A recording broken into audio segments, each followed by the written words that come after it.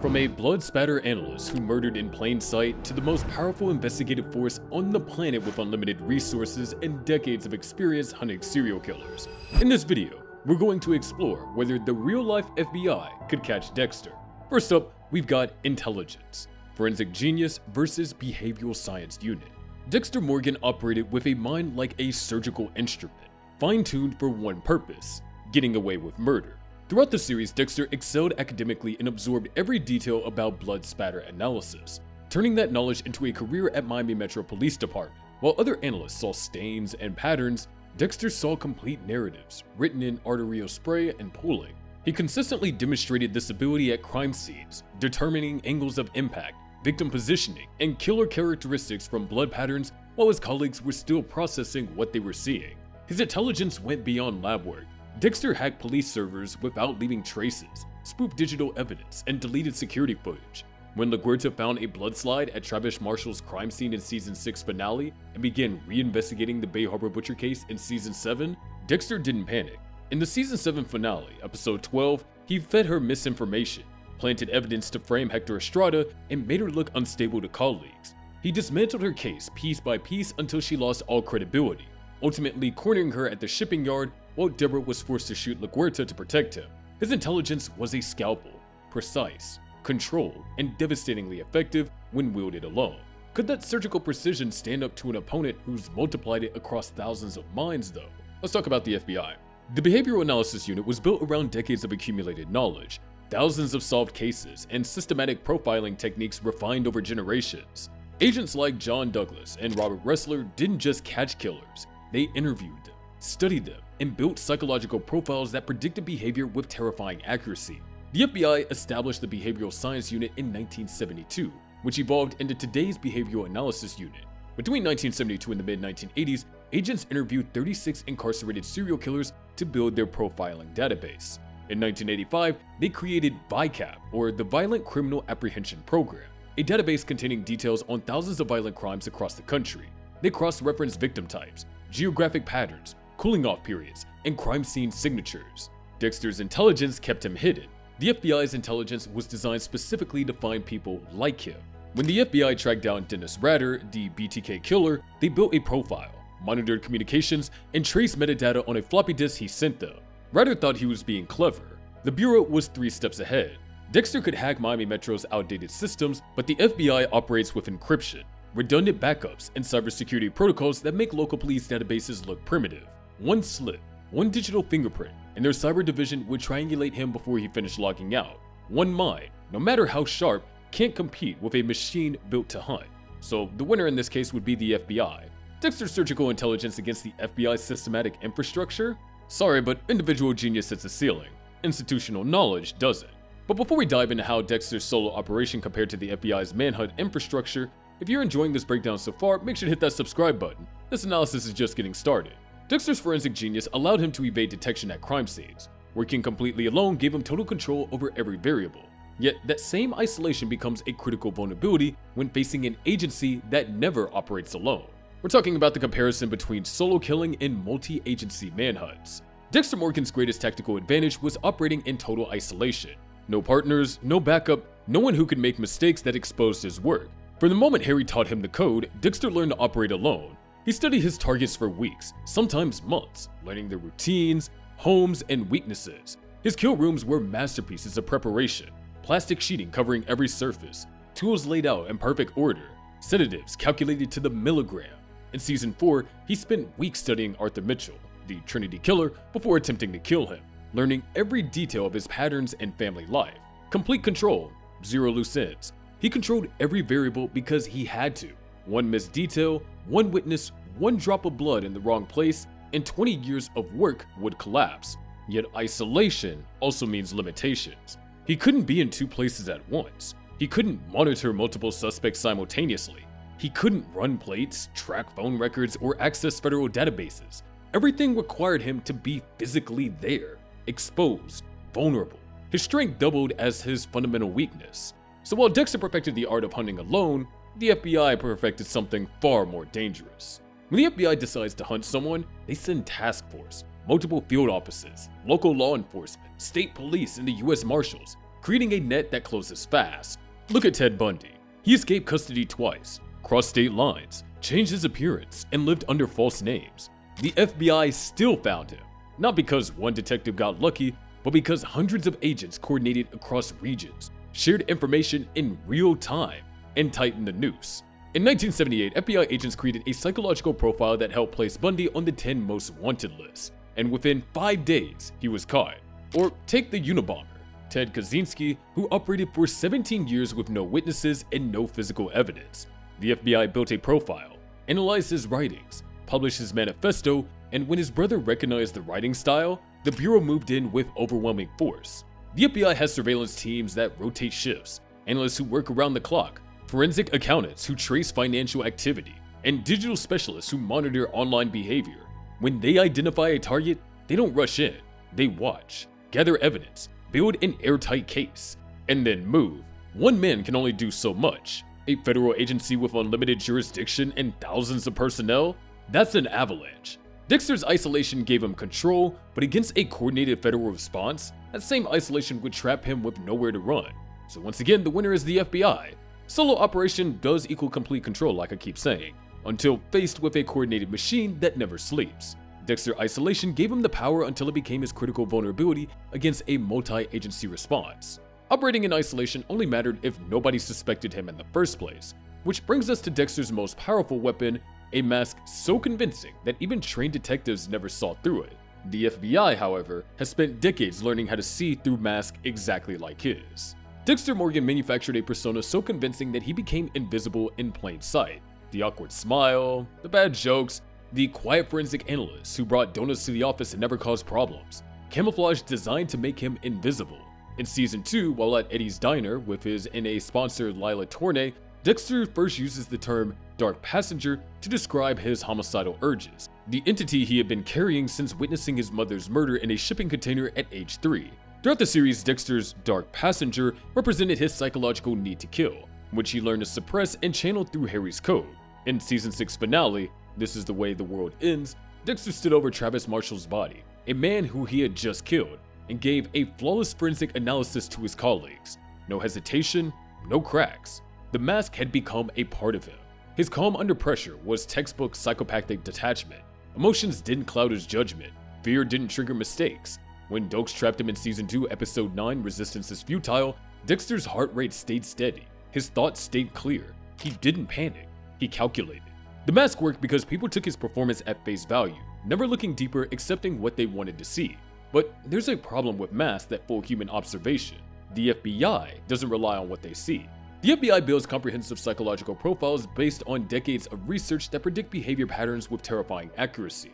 The Behavioral Analysis Unit, like we said, was established in 1972, evolving from the Behavioral Science Unit. Like mentioned prior, agents like Robert Ressler, who actually coined the term serial killer in 1974, John Douglas and Howard Teeton pioneered criminal profiling by interviewing 36 incarcerated serial killers between 1972 and the mid-1980s. They developed the organized versus disorganized killer dichotomy. Organized killers, like Dexter, plan meticulously, display control over victims, leave little forensic evidence, and maintain normal appearances in daily life. The FBI created a 6-step criminal investigative analysis process that classifies crime scenes, integrates behavioral patterns, and generates detailed psychological profiles. When they interviewed Gary Ridgway, the Green River killer who evaded capture for 20 years, FBI interrogators didn't attack him, they empathized with him, made him feel understood, and used his own psychology against him. Ridgway confessed to 48 murders, not because they broke him with pressure, but because they made confession feel like it was his idea. The FBI studies interview techniques specifically designed for psychopaths, building rapport, using tactical empathy, analyzing microexpressions and linguistic patterns. They use geographic profiling to map crime locations and predict where offenders live or work. They analyze victim selection patterns, signature behavior versus modus operandi, trophy collection tendencies, and control dynamics. When the FBI profiled Ted Bundy in 1978, they accurately predicted he was intelligent, charming, mobile, targeted young women at venues like college campuses and resorts, and would continue escalating. They profiled Dexter as a highly organized, mission-oriented killer with a code, likely working in law enforcement, with a need for control and methodical planning. His mask wouldn't fool them. They interviewed dozens of killers exactly like him and know every psychological tell. every behavioral pattern, every predictable trait. So once again, the winner is the FBI. Dexter's math fooled individuals who took his performance at face value. FBI profilers don't accept anything at face value. They spent decades studying killers exactly like Dexter, and know every pattern he thinks that makes him unique. Even the perfect psychological profile means nothing without physical evidence. Dexter thought he had the ultimate advantage, his meticulous crime scene preparation. The FBI has technology that operates on a completely different level. Dexter built his survival on meticulous crime scene preparation, using bleach, plastic wrap, and careful body disposal to leave absolutely no trace of evidence behind.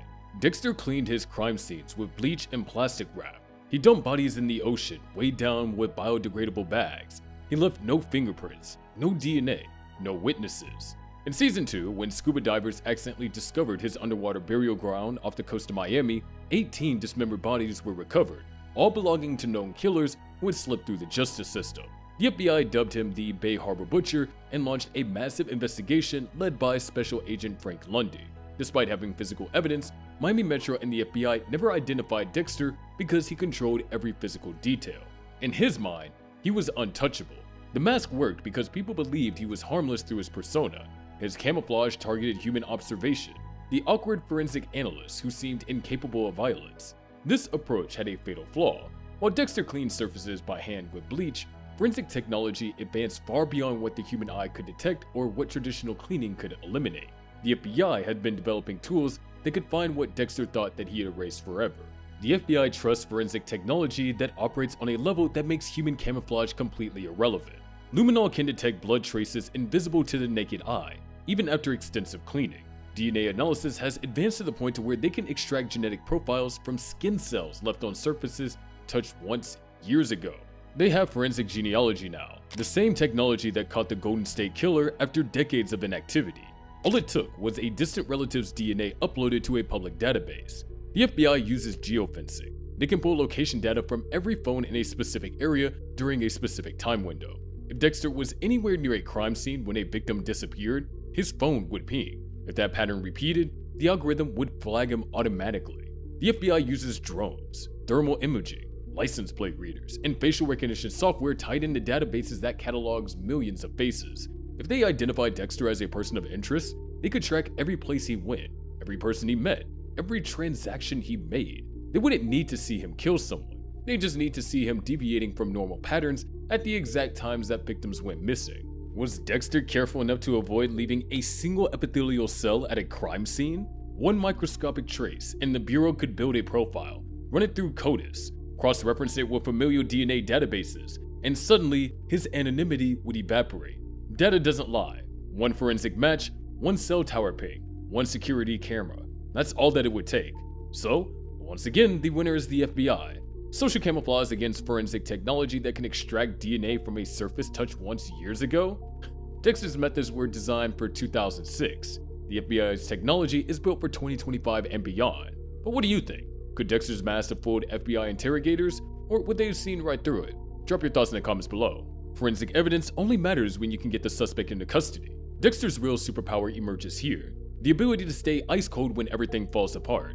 Even that psychopathic calm has a breaking point when facing FBI interrogation techniques designed specifically to find it. Dexter Morgan lived for pressure. When things got close, when the walls started closing in, his psychopathic traits kept him ice cold. His heart rate stayed steady, his thoughts stayed cleared. He didn't panic, he calculated. When Dokes found him in mid-setup in Season 2, Dexter cleaned up, played it casual, and walked out like it was a misunderstanding. When LaGuerta found a bloodslide at Travis Marshall's crime scene in Season 6 finale and reopened the Bay Harbor Butcher investigation in Season 7, Dexter stayed 3 steps ahead. She had a timeline, motive, and partial evidence.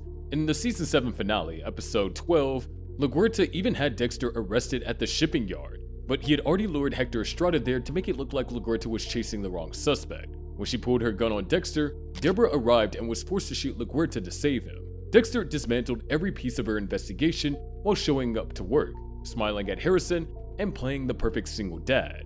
Emotions didn't cloud his judgment. Fear didn't trigger mistakes. Dexter operated with complete emotional control because he felt virtually nothing.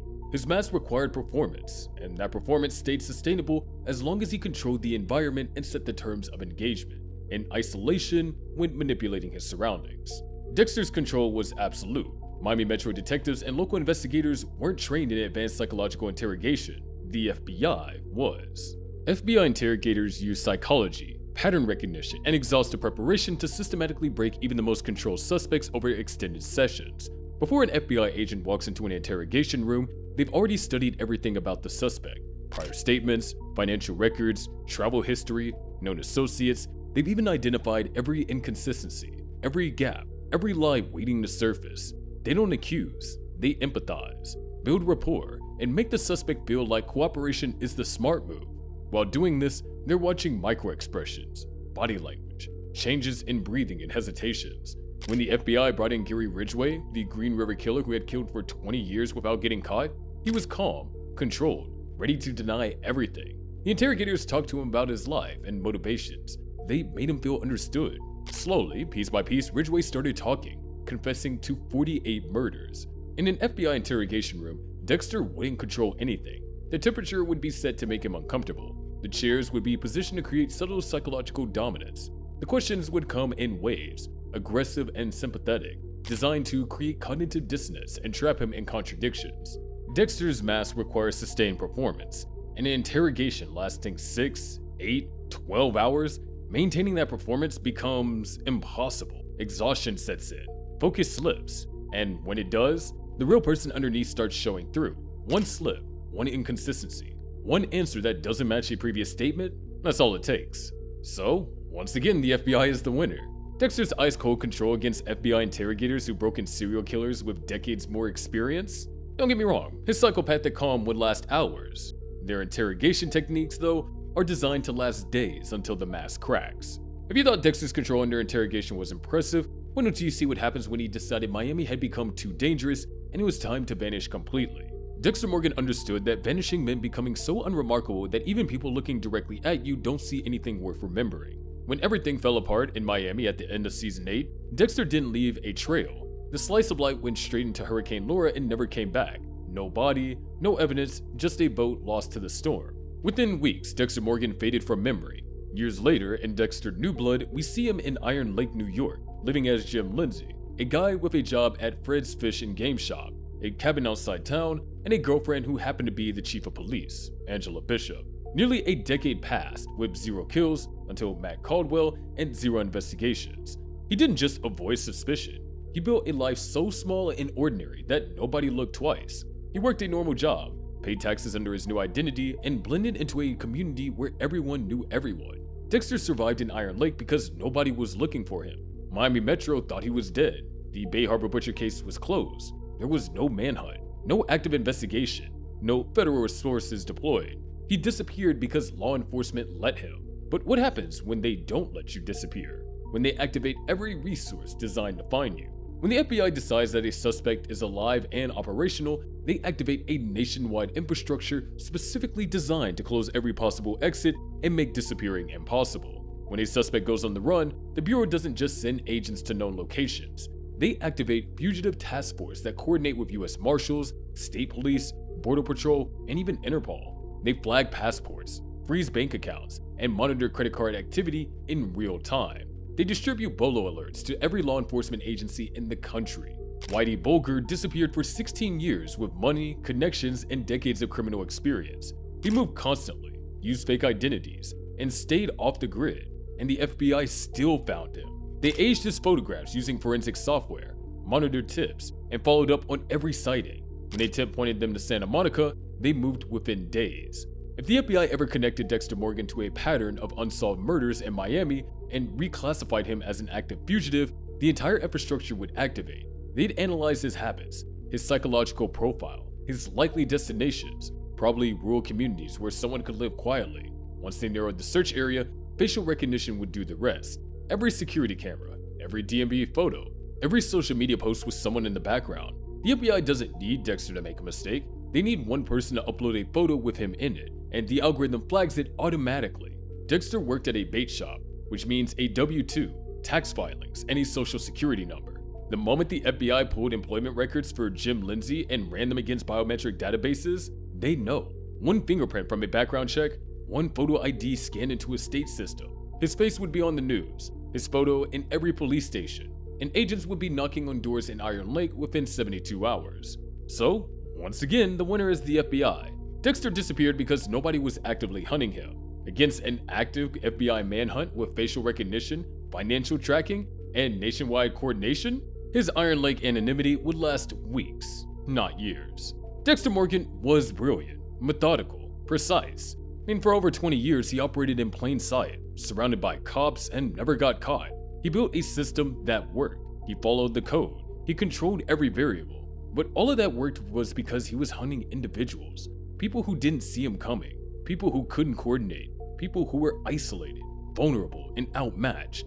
The FBI is an institution, thousands of agents, decades of research, technology that operated beyond human limitations, and infrastructure that spans the entire country. The Bureau doesn't need to outthink him, it just needs to outlast him. Dexter's intelligence was surgical. The FBI's intelligence is systemic. Dexter operated alone, the FBI operates as a coordinated machine. Dexter cleaned crime scenes by hand, the FBI has forensic labs that can extract DNA from a surface touched once years ago, as I keep mentioning. Dexter built a persona to fool the people around him, and the FBI doesn't care about personas. They care about evidence, data, and patterns. If Dexter existed in the real world, he wouldn't last 5 years. Not against the Behavioral Analysis Unit, not against CODIS and VICAP, not against facial recognition, cell tower tracking, and forensic genealogy, not against interrogators trained to break people who've spent their entire lives learning how to lie.